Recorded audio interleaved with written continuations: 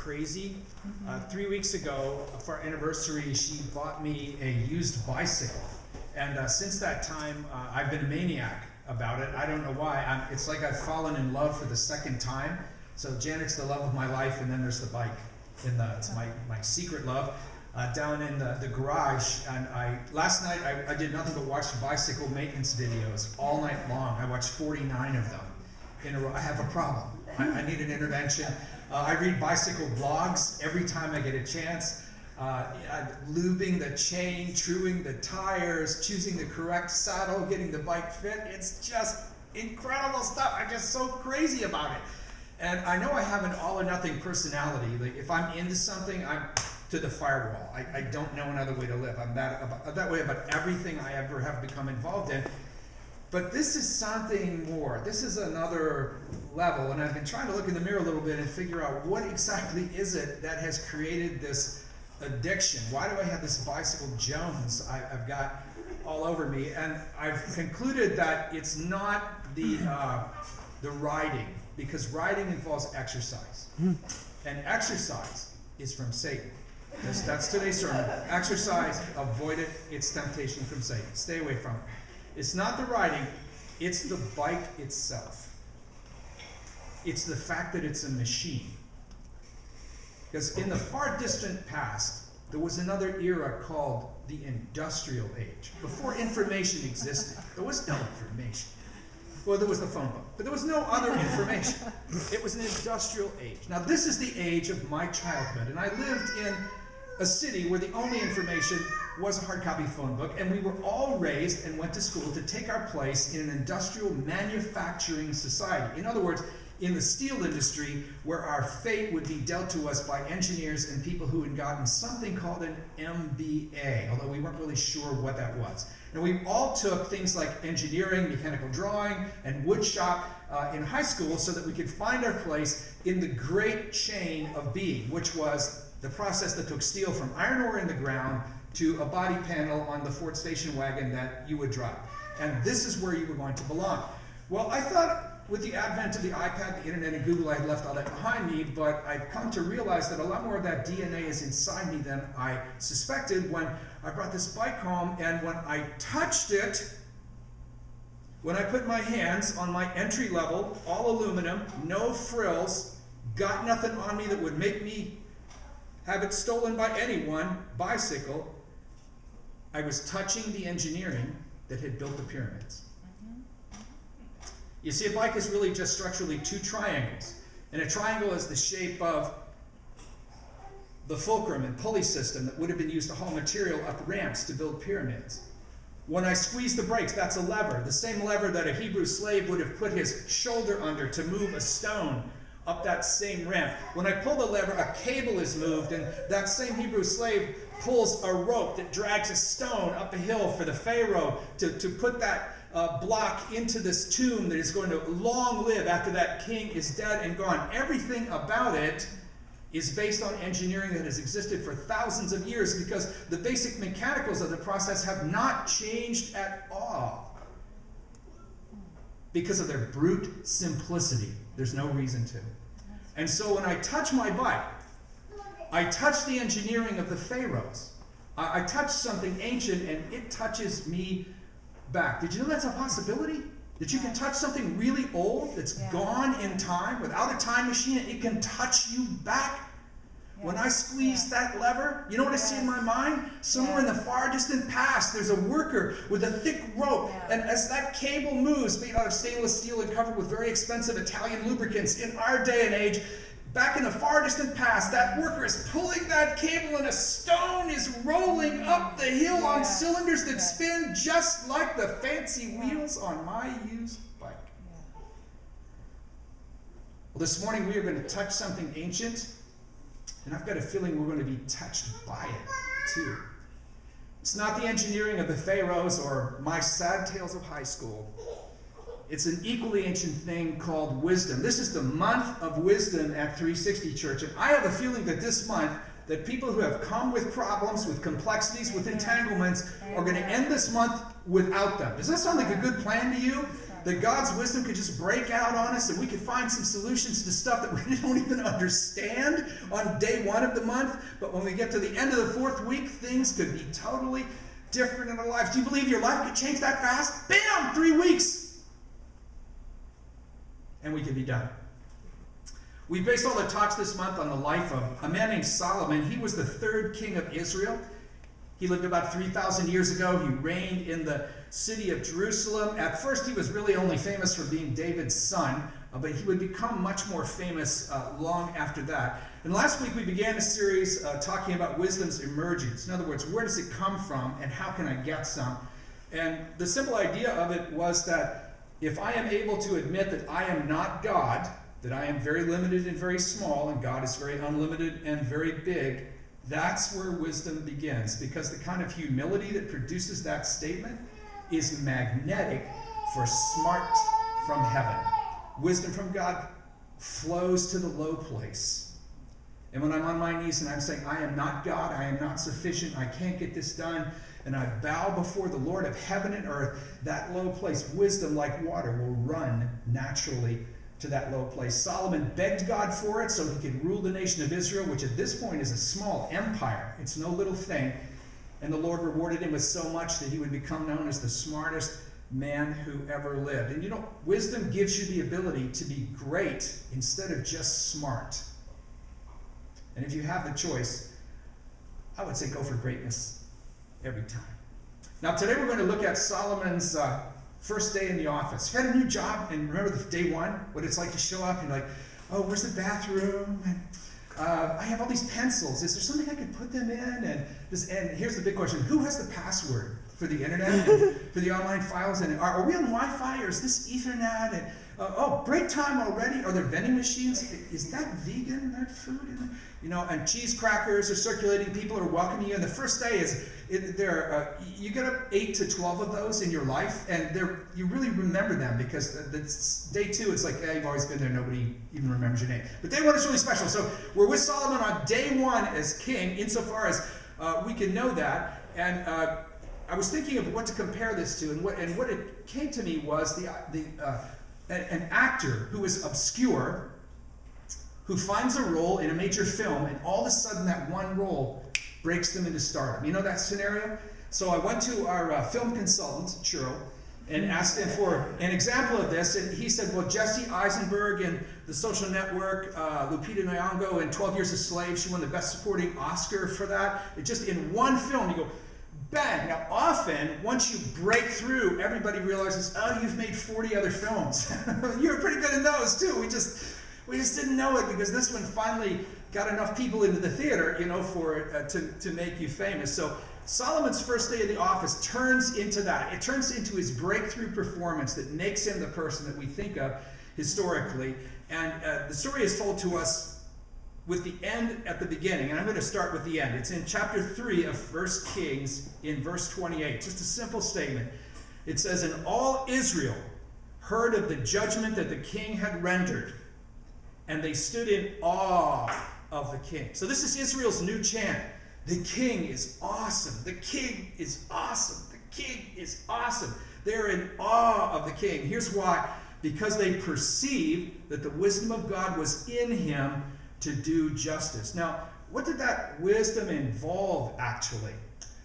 Today, there are 2 ways that we think about wisdom. One is what I would call the wisdom of tweets. Which is to say, we tend to think of a person as wise if they can come up with something that's pithy and sounds smart and doesn't take more than 140 characters. And you post that on Twitter. It ties over, of course, to Facebook and all of the other stuff you have it tied to. And people go, wow, that tweet was, and then you like it, 43 people like it, and then you comment on, oh, that's so awesome. Oh, yeah. Now, the tragic thing about this is people in my profession, ministry people, love doing this because they're all trying to build market share and audience. And so I see my peers tweeting things that always begin with, what leaders sometimes forget. That's my boomer voice. What leaders sometimes forget is blah, blah, blah, blah. Or we must remember as followers of Jesus, blah, blah, blah, blah, blah. And so what that comes across, I immediately delete those because I find that unbearable, the tone of voice and everything. And the person's writing it as if I'm supposed to say, oh, wait, it's kiss your wife, vacuum the carpet, not vacuum the wife, kiss the carpet. Oh, I forgot. Thank you so much. You straightened me out. And so this is a reductionist view of wisdom that says if you can say something smart in about a sentence, that means you got it.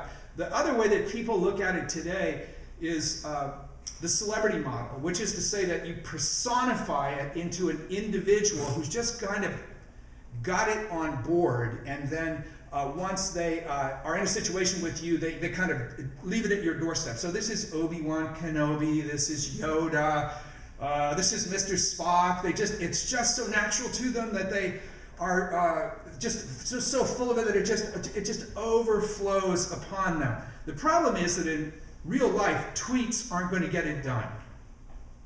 Yeah. Do you know how to test if you're wise? It's a simple test.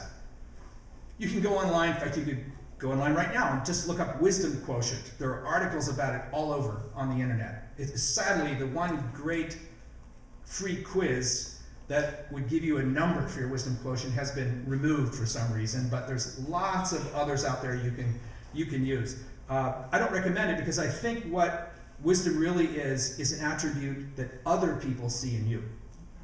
Remember what verse 28 said? Because they perceived that the wisdom of God was in him.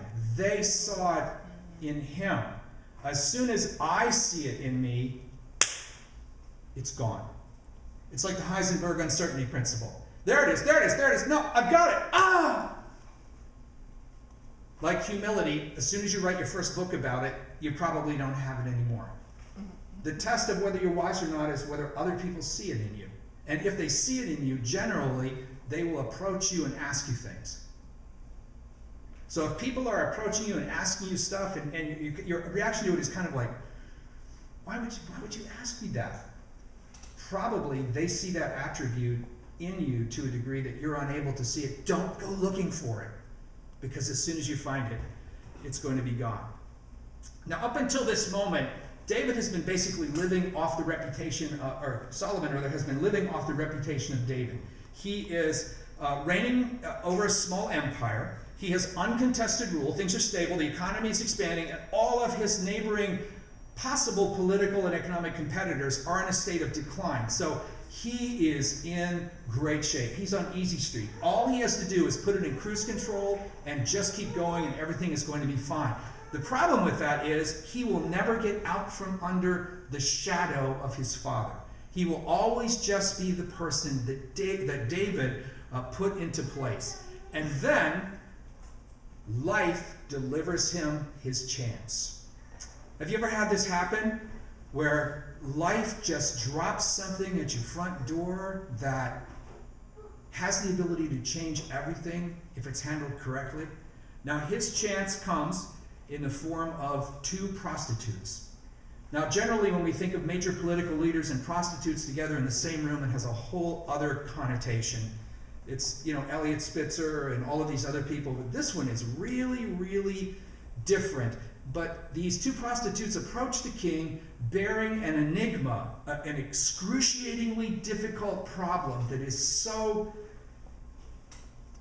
insoluble, it's so irreconcilable. It's something that no one can tease apart its components and solve it in a correct way that is really going to help everyone, that we've decided to call this talk Wisdom's Enigma, because you really find out what's happening when you confront something where nothing can happen. Now, one legal scholar contends that this story that we're going to look at in just a moment is the single oldest legal decision on record in writing in the history of jurisprudence. Now, whether that's true or not, it is certainly a heck of a story. In fact, this story is so famous, it's taken forms like a fresco by Raphael, it's an episode of The Simpsons, it's an episode of Seinfeld, it's even in Law and Order SVU. And paintings of it are up in the courthouses of Europe. The Norwegians love it. It's in many of their courthouses because the story is maybe the second most famous to David and Goliath in the ancient world. I couldn't prove that, but that's sort of how it feels to me. And it has, because it has it's just got something, you know, it's just all of the elements of difficulty and struggle and strain and drama all just come together with, you've got prostitutes and kings and swords and possible death and execution and all of these things happening, rushing together. It's even on the website of the Harvard Law School as a case study. It's an archetype. It is a mold into which countless characters have been poured in the intervening 3,000 years to form other stories in its form. It begins in 1 Kings chapter 3, verse 16. Then 2 prostitutes came to the king and stood before him. The one woman said, "O my lord, this woman and I live in the same house, and I gave birth to a child while she was in the house. Then on the 3rd day after I gave birth, this woman also gave birth, and we were alone. There was no one else with us in the house, only we two were in the house." Okay, we get it. You're saying that we were alone. Verse 19, "And this woman's son died in the night because she lay on him, and she arose at midnight and took my son from beside her while your servant slept, and laid him at her breast, and laid her dead son at my breast. And when I rose in the morning to nurse my child, behold, he was dead. But when I looked at him closely in the morning, behold, he was not the child that I had born." But the other woman said, "No, the living child is mine, and the dead child is yours." The first said, "No, the dead child is yours, and the living child is mine." Thus they spoke before the king. How do prostitutes come before kings? It's not really who you expect to be at court. The people who had come up through the royal families and who were at court by privilege and inheritance and virtue must have looked at these 2 women and thought, "I've poured my life into this thing. These 2 women have come in off the street. How did they end up here?" Well, for one thing, prostitution is not illegal in the law of the Old Testament. Now, trafficking is and always has been. But sex for money, it's not illegal at all. It's looked down upon socially, but there's no crime being committed by them being involved in this profession or being in the king's court. Another aspect of it is that the city of Jerusalem in this time is extremely tiny. It's 12 to 13 acres. In your head, when you say Jerusalem, don't you see this big sprawling city on a hill and armies marching and all of that? Its population is about 2,500. Now, for purpose of reference, the San Francisco Zoo is 100 acres.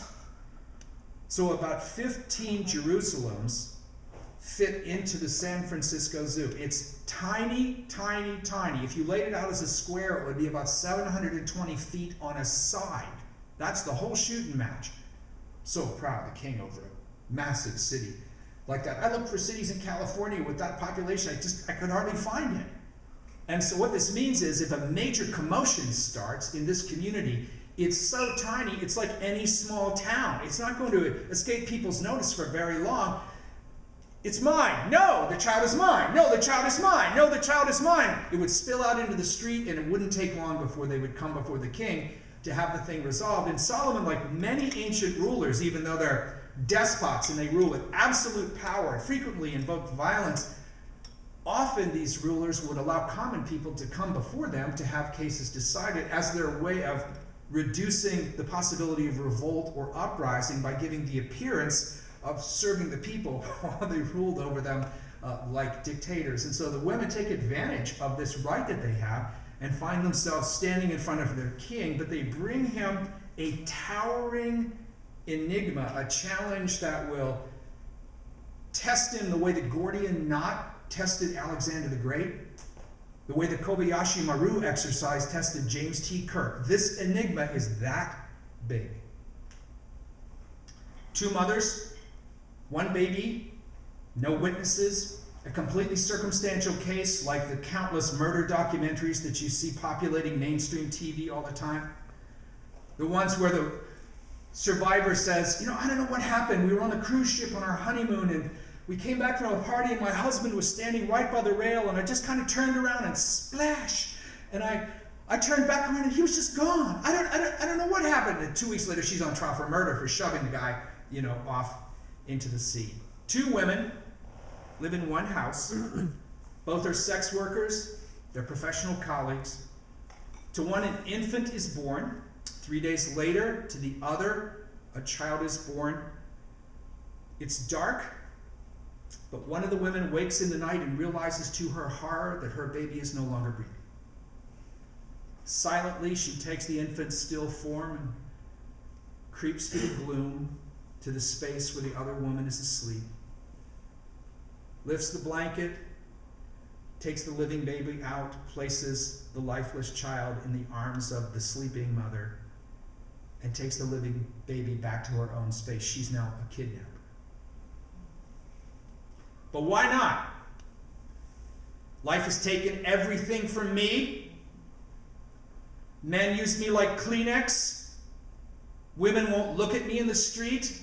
Everyone takes and takes and takes. The only way to get what you need in this life is to take it back for yourself, and so I did. It's not kidnapping, it's simple justice. And a baby is a reason to be alive when there are no other reasons. It's a reason to keep going. It's a reason to save a few shekels. It's a reason to make a little bit better place to live. It's a reason to have just some small aspirations. It's a reason to have just a couple of dreams, because it could mean that one day my baby will have a life that's above the standard that I'm living now. Isn't it amazing how much hope can be bound up in just one infant? And when this dreadful accident takes place, why shouldn't I go get another one? No one ever gave me anything. I'm going to go get what I need. The living mother awakens to find a lifeless infant in her arms. Her own living baby is gone. That's my child. That's my child. That's my child. That's my child. That's my child. What we need here is simple justice. And they end up before the king, and it turns out that simple justice isn't so simple, really. At the hearing, they trade accusations. One's a kidnapper and a liar. The other one is dazed and confused. But how do you know which one is which?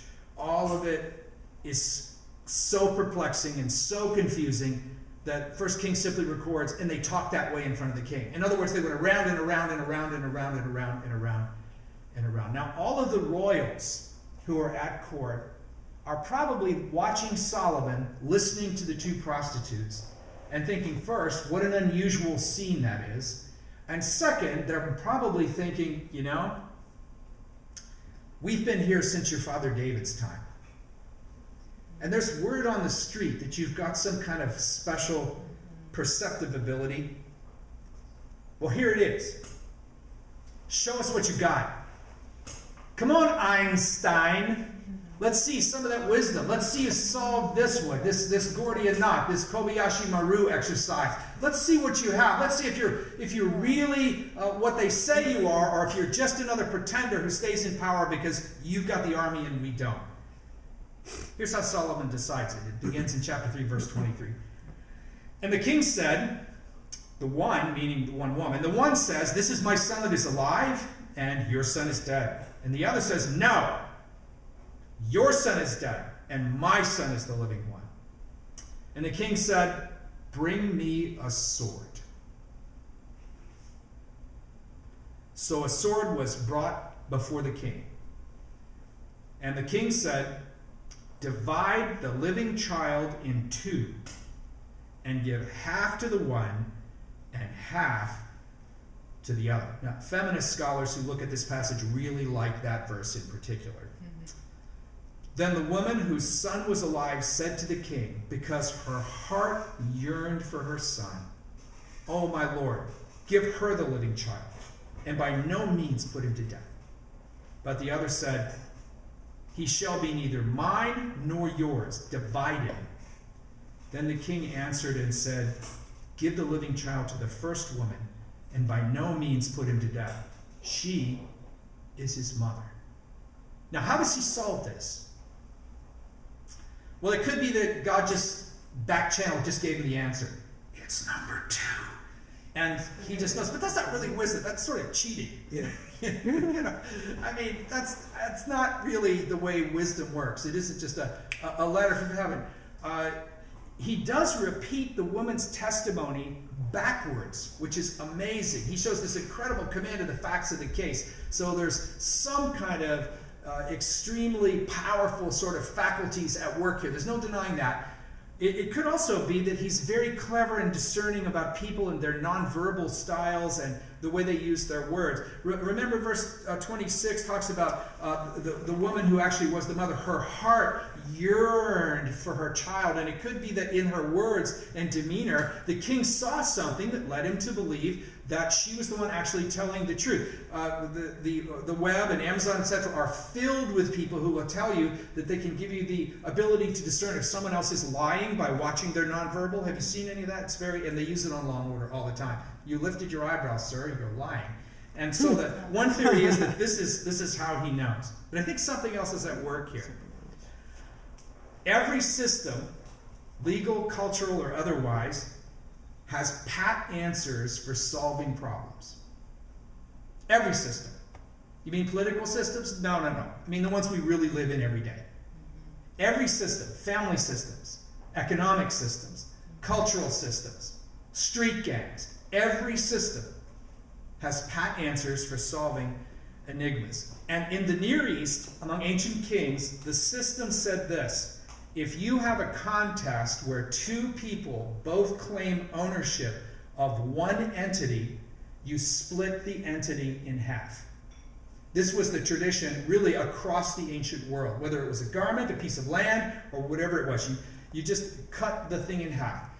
To this day, attorneys call a simple compromise in a legal case cutting the baby. That phrase is still in circulation, and it's based on this story from 3,000 years ago. And so the idea would be that the system that Solomon is working in, the system that these prostitutes are used to, is one that cuts things in half and says, okay, we've got a solution. You have half, next case, please. And the precedent that people pointed to was a passage in the book of Exodus where there was a contest over people both claiming to own an ox that had been involved in a certain kind of a problematic situation. And when you got to the end of that problematic situation, they simply took sharp instruments and they cut the ox in half.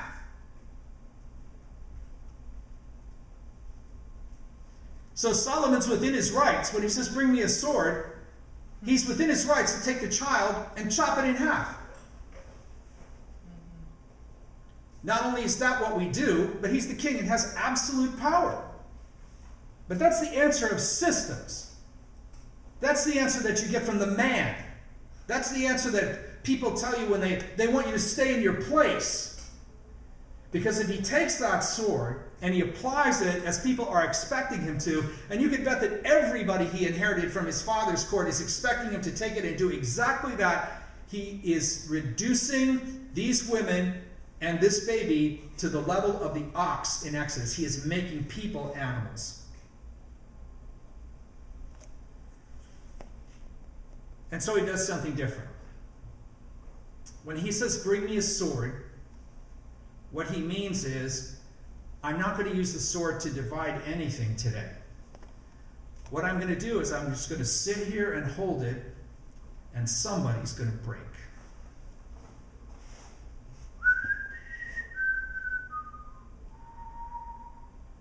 You know, you can go online and buy replicas of Solomon's sword. They're out there. Some people even claim that they have the actual one.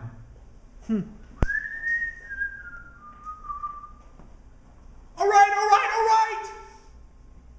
Give her the baby. I'd so much rather have the child live than anything else. I don't care about the justice of it. I would rather turn my child over to somebody like that, so at least the child could live, than have the child die and have some technically accurate, systematically based definition of justice because we have achieved equity.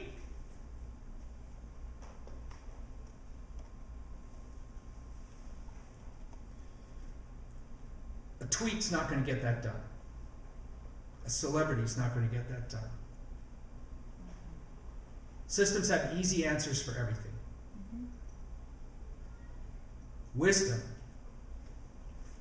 breaks outside of systems and changes things by bringing in elements that the system can't anticipate. So I'm at this big box sporting goods store, and I am, you know, when you have an addiction, you sneak away to feed it. It's true. And so I'm there because my Bicycle Jones is coming down on me really hard. And I'm not proud of this. It's a deep, dark chapter in my life. And I go to this big box sporting goods store, and I'm looking for accessories, because, as you know, in the business, it's not about selling you a bicycle. It's about selling you the stuff that's going to hang on it, which you will spend 5 times more over the lifetime of the thing than on the bike itself. It's just crazy. So I'm looking around through accessories, and I find a reflective vest, 25 bucks. I need that because if you're going to be hurt on a bicycle, it's going to be because somebody didn't see you, and I need something really bright, international orange. I researched rods and cones and the light spectrum to find out exactly the perfect cone. It's $25. Reflective tape to put around my helmet. That's another $15. Mm-hmm. Bike gloves, important to keep the skin on your hands when you fall on the asphalt, which it's guaranteed that you will. Those are 15 bucks. Water bottles, you have to have one of those. Those are $16, empty. And a water bottle holder is $10. Now the plastic water bottle is $16. The aluminum water bottle holder is $10. This is what the system wants me to do. But it comes to my attention that because the bicycle is a machine, that it could be that the big box home improvement store just down the mall with a lovely Starbucks in between may have some of these same items. And so I walk down there, and I find a fluorescent yellow reflective vest. $25 at the sports place is $10 at the home improvement store because it's for construction workers. Reflective tape, $15 at the bike place, $10 at the home improvement store because it's also for construction workers. Bike gloves, $25 at the sports place, $10 at the home improvement store because they are for car mechanics. Water bottle holder, $10 at the bike store, 1 cent on Amazon.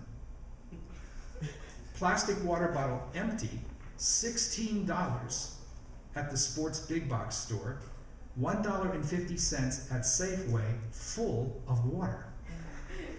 Oh. See, when you step out of the system, everything changes. You think of all these problems. I thought, I'll never be able to feed my addiction the way I need to if everything costs 50 bucks. Come on, man, show me some love. And I go down to the home improvement place, and it's like my methadone clinic. It's unbelievable. They have everything cheap. I have defeated the system. I have smacked the man in his face and told him to back off. I'm going to have every bike accessory they make, and I'm going to have it at a third of the price that you want me to pay, and run you out of town and close your expensive big box store, mister. Bring me a sword. Bring me a sword, and I will walk down the mall to the home improvement place, and I will cheat the system. I will beat the Kobayashi Maru exercise. I will take the Gordian knot like Alexander the Great, and I will cut it in half. Now here's what else I saw at the big box store, sports store. A very friendly, professional staff, most of whom will never be able to buy anything that that store sells.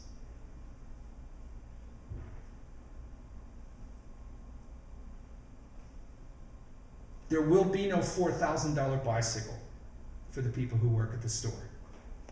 There will be no $200 polycarbonate helmet for the people who work there. And the home improvement store has no alternative for this. The people who are shopping there are collaborating in a system that is holding the people who are working there in place.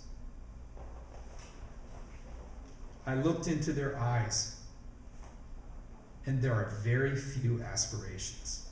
And believe me, I'm really good at spotting them.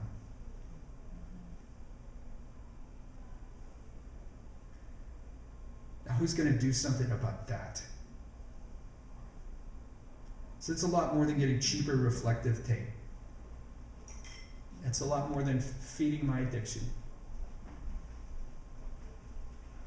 Wisdom is seeing something like that, or its equivalent in whatever system you're involved in, whatever system you touch and touches you. And in your heart wells up, bring me a sword. Bring me a sword. I may not be able to change everything. I'm not a revolutionary. I don't have a basement full of AK-47s or anything like that. I'm not violent. I don't carry signs, but somebody bring me a sword, because you are one great idea away from bringing that system down. You are one great idea away from changing everything for people. You're one great idea away from creating conditions that revolutionize the lives of people, not by using swords to slash things up, but by bringing a new perspective into a situation that comes from wisdom that God gives you, and saying, you know, we could organize this differently. We could do this another way. We could teach you English, sir, and then imagine the place that you and your children could get in the economy. Somebody bring me a sword. And these systems that shackle people and hold people back and undercut their health and their welfare and their hope and their aspirations of whatever variety they are. Sometimes those are even extremely well-to-do people who are living in such a prison mentally that they've never known 10 seconds of peace in their life. They have no peace of mind. They have no foundation under their feet. They have nothing to hope in except the next adrenaline spike. Someone's got to say, bring me a sword. Let's come into this situation and let's find a way to improve it, whether it's a scientific discovery or a new idea or the release of some new way of organizing our work or our lives, or something as simple as getting a bicycle and not using your Volvo anymore. My carbon footprint now is so small, it's like a carbon toe print. I have no carbon at all. Nobody forced me to do that.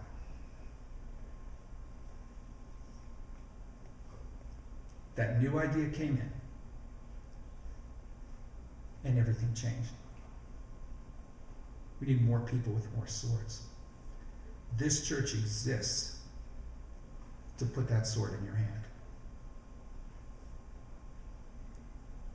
I'm going to ask you to stand with me as our band comes to lead us in some worship.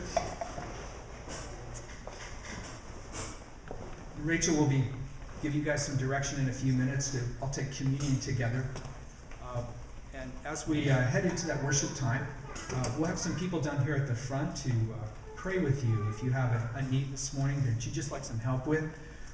Especially if maybe you have an enigma, maybe something tough, something difficult that's tangled, and there's no need to tell us at all even what it is. We'd be glad to pray with you in a way that you'll feel real comfortable with. So if that's something you'd like to do this morning, we'll all be available here as we worship the Lord, and please avail yourself of that, and then we'll go and have communion